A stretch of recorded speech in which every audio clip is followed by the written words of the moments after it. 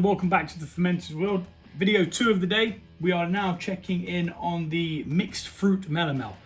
It has got strawberries, pineapple, mango and peach. Got them all in one. I did them in a different order though than what they were on the actual packet.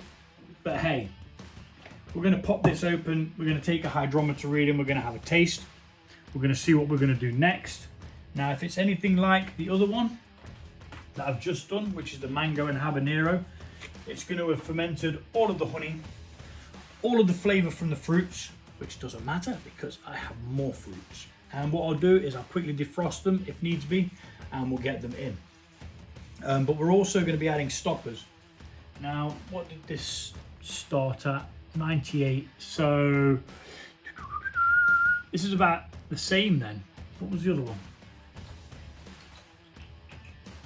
So the other one was 94, so this will be a little bit stronger, probably about 14%. So first things first, hydrometer reading and a glass to taste with. It's all important tasting. See what you've got and then you know where you need to go with it. Simplex. Let's cut through that layer of fruit there. Straight into the glass. Sod the science part, just drink it, guys.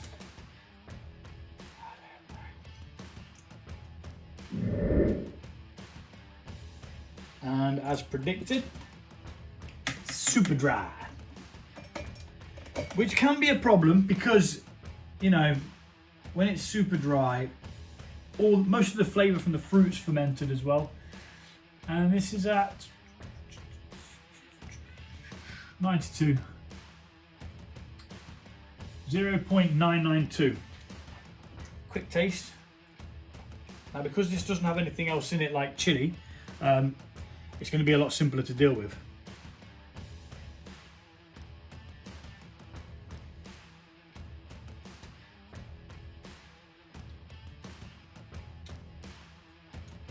It doesn't taste bad. No, it does not taste bad at all. So what we're going to do with this now is we're going to add stoppers and we're going to get the other bag of fruit in, which I think is in here. So another 350 grams of the mixed fruit. We'll pour this out. I may even cheat and defrost it in the microwave. Won't make any difference, and we'll add it. Right, so that's set to defrost. I'm just going to speed it up just so I can get it done.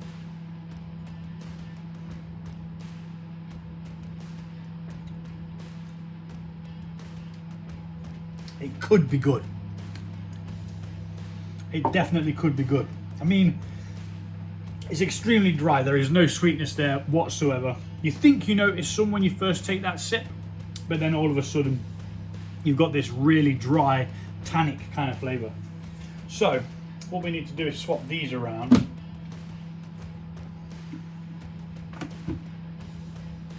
You can just sit up there for now. This needs to go up here because the auto siphon uses gravity. We need to crush down a Camden tablet and add half a teaspoon of potassium sorbate. Okay, it's half a teaspoon per gallon, and we do gallon batches, keeping it nice and simple, nice and small. I don't produce this to sell. A couple of people, friends, close friends, will have a bottle of it. I've even sent a couple of people a sample and stuff like that of ones that they've been really interested in, but as much as I don't mind doing that, I don't really brew enough to warrant giving out bottles of stuff like that, but I have to a couple of people, and you know, they were very happy about it and really enjoyed it, which I appreciate, people's honest feedback. It's all right being like, oh yeah, here you go, have this, and then people being like, oh guys, that was amazing. But was it? Was it actually amazing? Are you just saying it because you think you're going to hurt my feelings? Be honest, because otherwise I'll think that I'm onto something and I'll keep brewing it. You know? Because what I might think is good and what I find good might be totally different to the next person. You know? It's all about perspective and what you expect to get out of it.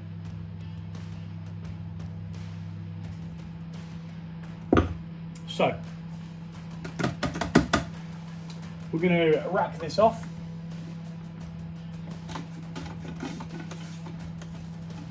And while that's racking off, once it's got in there, we'll just give it a bit of a stir. And what this does is, as it's then racking, it kind of mixes all of those in, because the flow of the water then carries it on mixing. We're going to speed this up.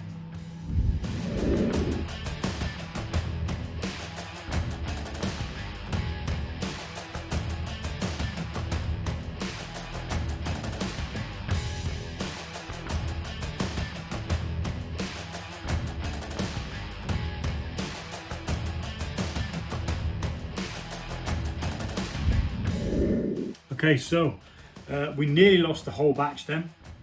I wasn't paying attention. This thing that I had it on here slipped and it brought all of the yeasty gunkiness with it, loads of pith from the fruits, but it doesn't matter because we're going to be putting this into secondary now and that will all filter out. It will. It has no choice. It has to. Skizzers. So I've thawed that out rapidly in the microwave, set so that it's not hot. If anything, it's still a little bit cool. We're going to snip it open and we're going to add it to this bucket. The reason it's going back in the bucket is because I've got 4.5 litres there of liquid, and if I add the fruit then to a demijohn, it's going to overflow. If it reacts for whatever reason, I mean it shouldn't react, but it could, you know, with the new sugars that's in there, the yeast may kick up just before the stoppers can finish. So that's another 350 grams of the fruits, which, let me remind you what they are: strawberry, peach, pineapple and mango. Make sure we get any juice in there. Waste not, want not. I don't think there's going to be any, but even if there's a couple of drips. Ooh. Yeah, we've got some, because that's what our flavour's going to be. The stoppers are already in here, so it's a matter of just racking it back onto here. Now, because we have already gone through the fermentation, it's not wise to just tip it in.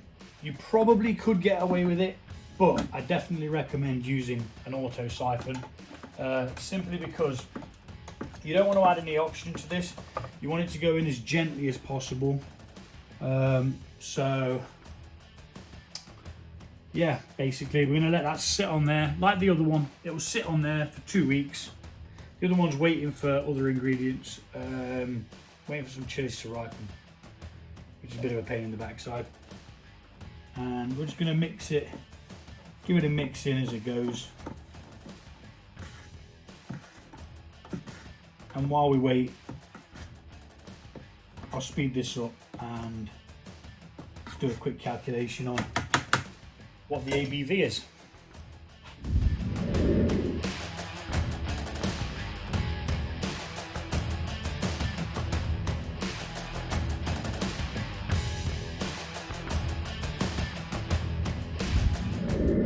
So that's the other mixed fruit in there now.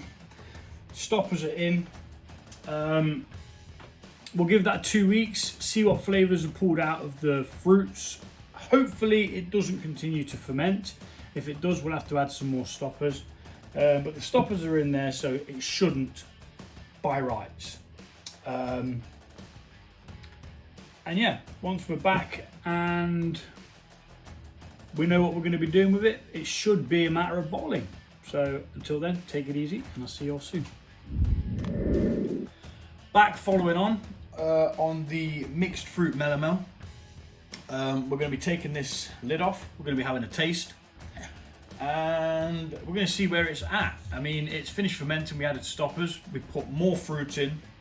I don't think we added any honey. I'm not 100% sure. I will need to double check the video for that, because like a dipstick, I didn't write it down in my book as to what I did extra. I know we added more fruit though, so I will double check that. I didn't even write down what the flipping final gravity was either. So, anywho, we're going to pop it open and have a taste. Take a hydrometer reading. Pop that there for now. I do not believe it's going to go back on. Now I have to wipe the Vaseline off my fingers because these buckets aren't all that good. So I've put a bit of extra there too. So all the colour's gone from the strawberries. I need a tasting glass.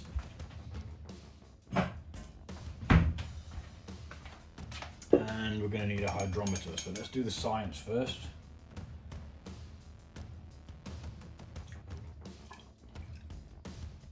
Now, like I say, I can't remember. I do so many meads and stuff. I don't remember what the final gravity was. Right, so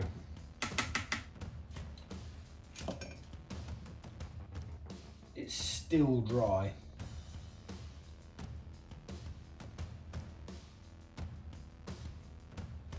I'm gonna have to come back and check. I have to go away, check what it is that we actually had, and compare it with what we've got now.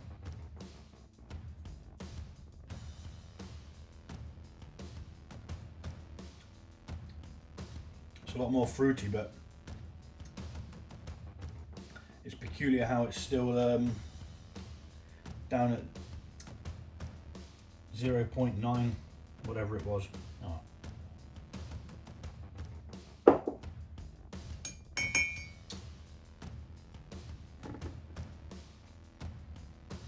Because it should be rather fruity, but it's not. And I don't know why.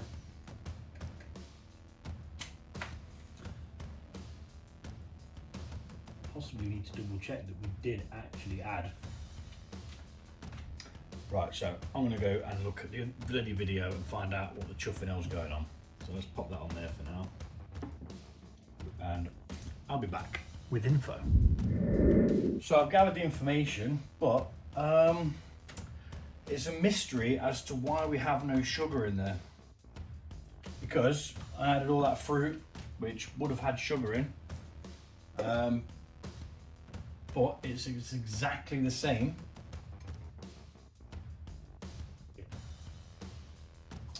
Gravity.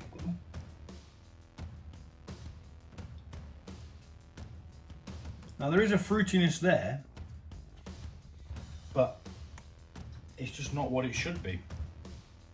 So we're going to have to back sweeten this. So what we're going to do is we're going to rack it off into here, bypassing all the fruit and the yeast. And then we're going to add some honey, mix the said honey in, and wait a little bit longer, probably a week, see what happens. I thought we were going to be sorting this out today and getting it out of the road, but no. It's being a pain in the backside. Oh well, it is what it is.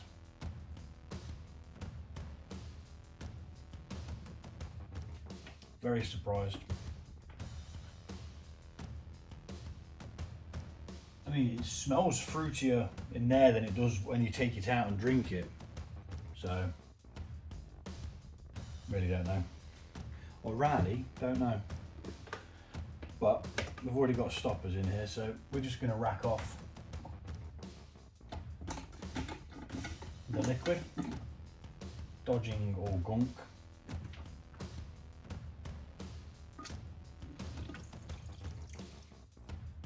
Or as much of gunk as possible, of course.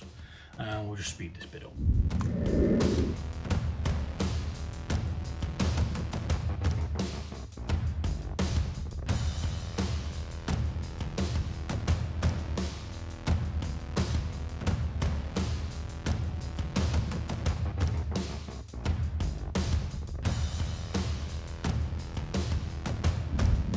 Right, so we've added 300 grams of honey now. I do need to go and quickly sterilise this because I didn't do it because I don't know, I just don't know why I didn't do it, I just didn't. So I'm gonna go do that now, and then we're gonna mix this honey in. It has raised the volume up to 4.5, but I can deal with that. That's what this demijohn can handle. So we'll be back momentarily with a clean, sanitised spoon. Ta-da! So now we're going to mix that in. Mix that honey in gently.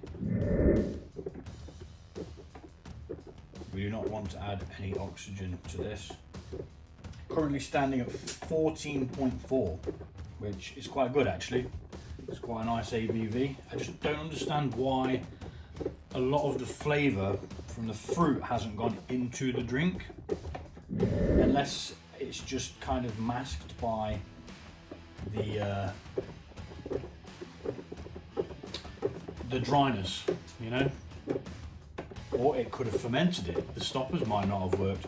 We'll soon find out. That reminds me, we need to go and sterilise an airlock because it's going in a demijohn.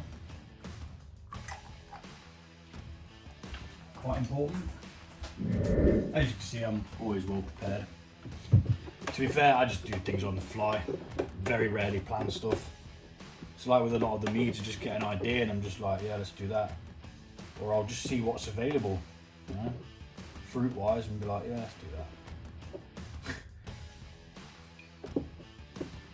that. The mango and habanero mead was actually an idea I had from some chicken wings I had, which I just really, really liked.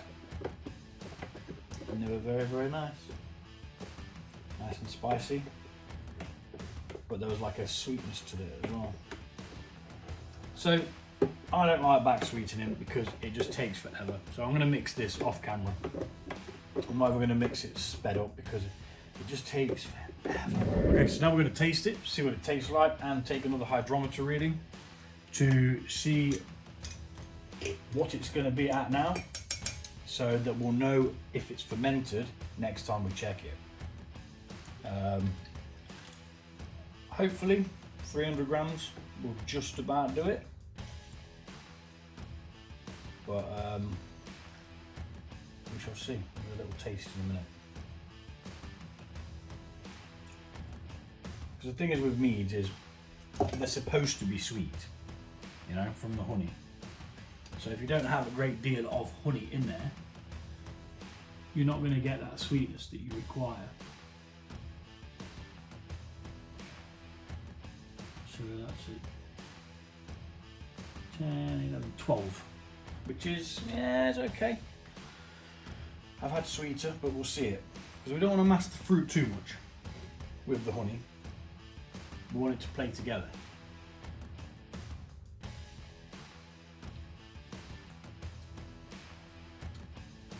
Nailed it. That's good.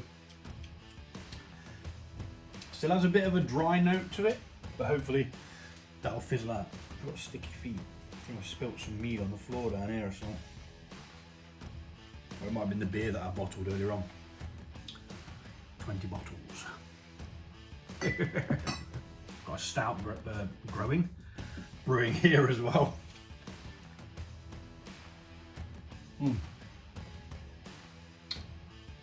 Yes. Yes, means. So this is going to go into this demijohn now, which is clean. And out of the way. Don't need the bucket, but we do need more sodding room. That's what we need.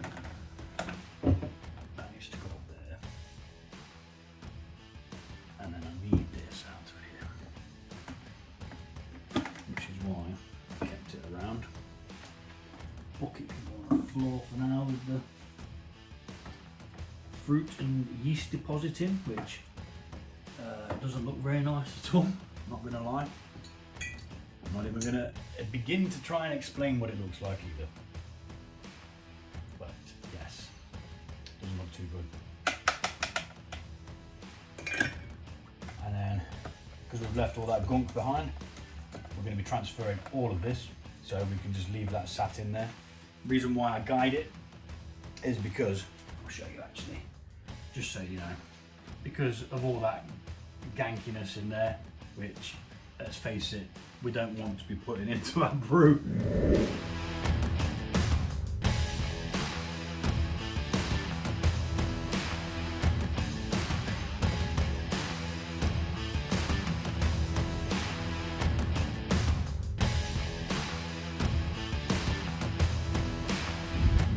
So that's it for now. It's now going to settle out. We'll wait until this is clear.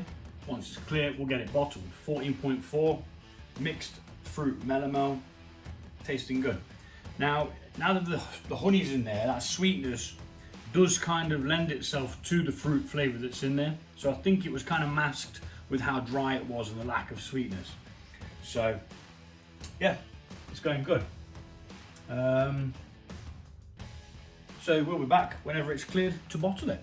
Until then, take it easy. I'll see you all soon.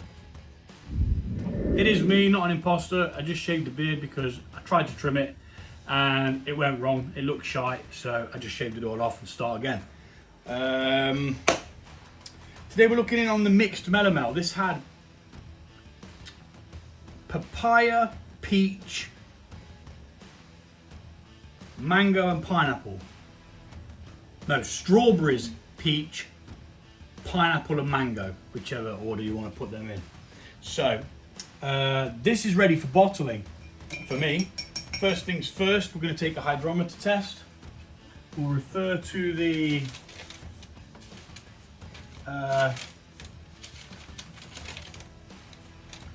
where did this one go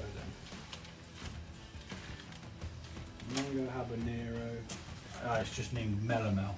So last check, this is at 1.012. So we'll take the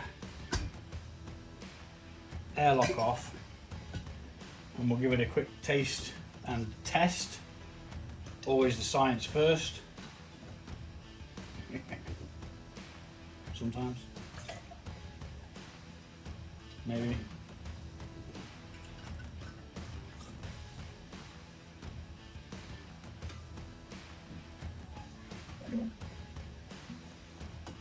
And it should be round about the same. Should. If the laws of science stand to reason. Okay, 10. So it's actually a little bit more now. So maybe the reading beforehand was incorrect. Let's take a little sip. Always got to have a little sippy poo. Because let's face it, before you bottle it, you want to know kind of what you got, and then you can see whether it does mature any whilst it's in the bottle. Some people say leave it a year.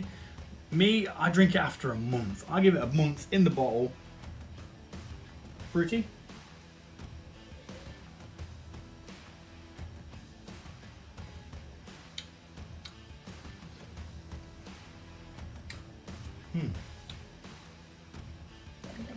It's sweet, but it's not too sweet. It's probably not sweet enough. But I'm at the point now where I've got everything ready to bottle it. So I'm going to bottle it and maybe come back and revisit this one.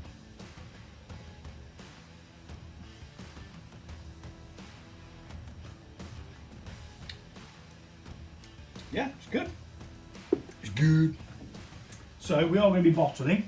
I've got everything ready. Got my auto siphon and stuff. It's already got stoppers in.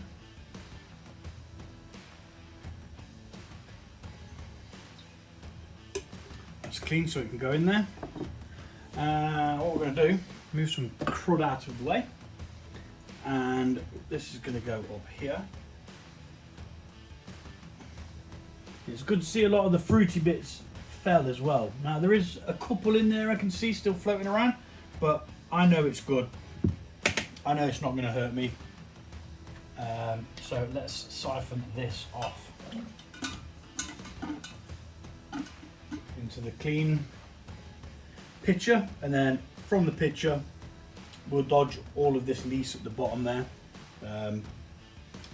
Over time, at first, when I first started, I was very eager to get it bottled to say, yes, I've got my first mead, brilliant. But they're always cloudy, and then I'm in the habit now anyway of using a decanter. I tip it into a litres bottle decanter. I just kind of like drinking it, pouring it from there, makes me feel posh, which I'm most definitely bloody not. And yeah, so I'm used to doing that, but beforehand, the reason why I was doing that is because like you'd literally have about that much sediment at the bottom of dead yeast, fruit particles, or whatever else that's gone in it. So that's why we do this. And I'm going to speed this up.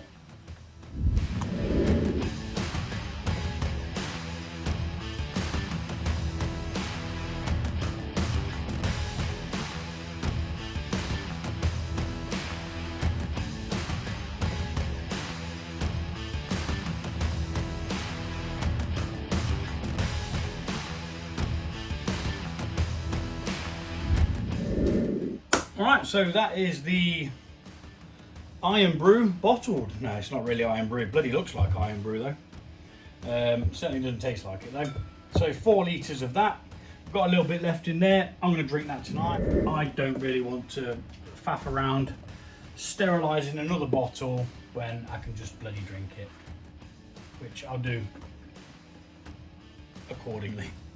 So yeah, that's the mixed melomel. Turned out all right. It's nice, sweet, it's fruity.